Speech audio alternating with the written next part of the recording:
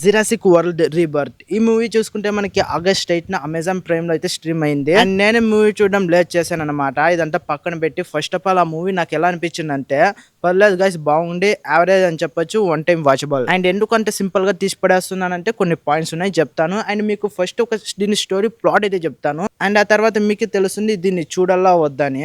So first స్టోరీలో ఏం చెప్తాను, ఆ తర్వాత పాయింట్స్ చెప్తాను. అప్పుడు మీకు క్లియర్ గా అర్థమవుతుంది. అండ్ ఓపెన్ చేస్తే ఒక ఐలాండ్, దాంట్లో చూసుకుంటే ఒక లాబొరేటరీ, దాంట్లో చూసుకుంటే డైనోసార్ పైన పరిశోధనలు చేస్తూ ఉంటారు and cross breed type of తయారు చేస్తూ ఉంటారు అనమాట. అండ్ అనుకోకుండా అక్కడ ఒక ట్రాజడీ ఈవెంట్ జరుగుతుంది. మెయిన్ విలన్ డైనోసార్ అయితే మనకి ఫస్ట్ టైం అక్కడే కనిపిస్తుంది అనమాట. ఇంకా సీన్ వచ్చేస్తే ఒక కంపెనీ చూసుకుంటే ఒక హార్ట్ డిసీజ్ లైక్ దాని నాకు ఎగ్జాక్ట్లీ తెలీదు, నాకు తెలిసినట్టు కూడా చెప్తున్నా, ఒక డిసీజ్ పైన అయితే పని చేస్తూ ఉంటది గైస్. దానికి యాంటీడోట్ అనేది మనకి డైనోసార్ బ్లడ్ నుంచి అయితే చిక్తది అనమాట.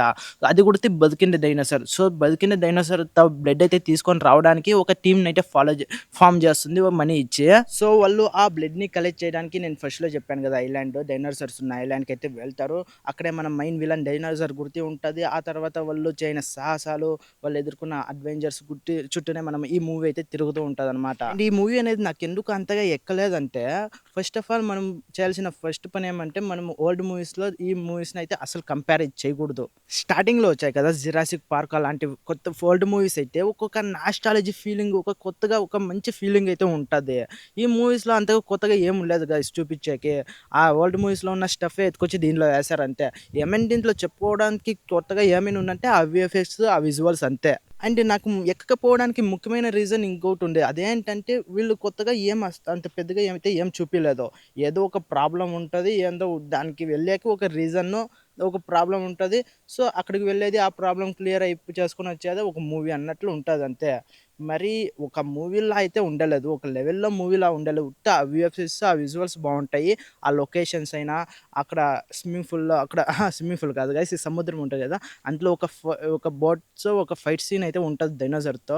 అదైతే సైక్ ఉంటుంది అనమాట. ఆ విజువల్స్, ఆ సౌండ్ ఎఫెక్ట్స్. అండ్ స్టార్టింగ్ లో కొంచెం కొంచెం స్లోగా ఉంటుంది. అండ్ అక్కడ కొంచెం హై మూమెంట్ వస్తుంది, స్లోగా ఉంటుంది.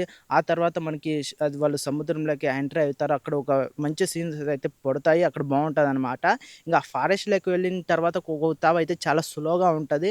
అండ్ లాస్ట్లో అండ్ ఒక ఫైట్ సీన్ ఉంటుంది, అక్కడ బాగుంటుంది గాయస్. అండ్ లాస్ట్లో ఎండింగ్ ఉంటుంది కదా, నాకు అంతగా డిసప్పాయింట్ కలిగించింది అదైతే.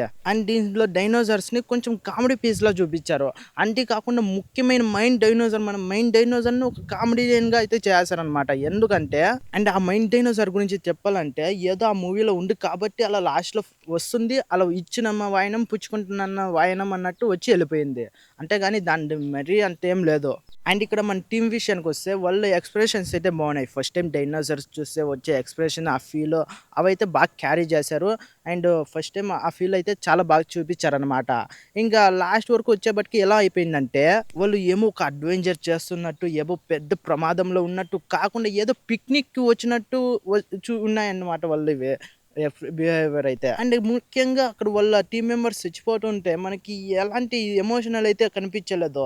ఉత్తి ఏదో ఉన్నారు కదా వీళ్ళు మనుషులు, వీళ్ళని ఎవరినో చంపల్లా, లేకపోతే ఎమోషన్ పుట్టలే అన్నట్టు ఒక్కొక్కరిని అలా ఏదో డైనోసార్స్ వస్తే చాక్లెట్ తినేసి వెళ్ళిపోతాయి.